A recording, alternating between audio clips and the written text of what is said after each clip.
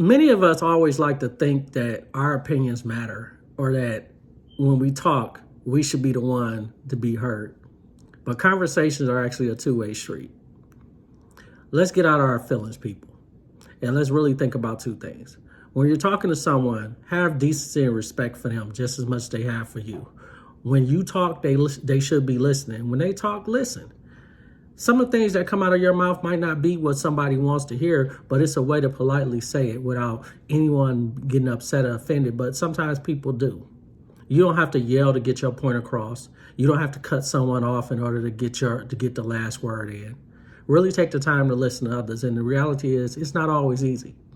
This is why communication has always been a two-way street. If you're one of those who want to walk around and talk to yourself all day, that's fine. But it's when you say stuff around someone else and you having a conversation with that person, not simply you said something out loud, but you didn't want someone to respond, but you're actually saying something. Allow someone else to have the response and the opportunity to talk to you.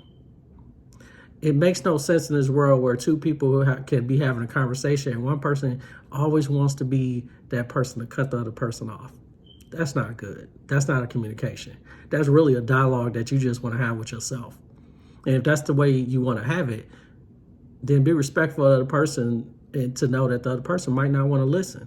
Because if they cannot get their points across, if they cannot talk to you in a pleasant and delightful way, where after they just listen to what you had to say, then know when they have something to say and you're not listening and they decide just to walk away, it's not their fault.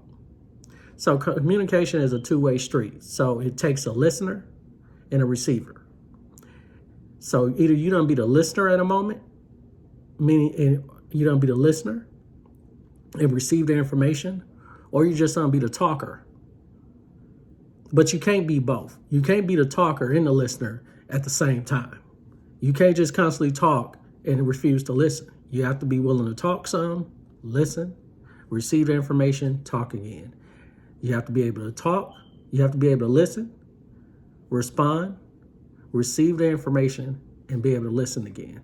That's the cycle of communication. Anybody tell you differently? Then I'm sorry, they're not having a real conversation.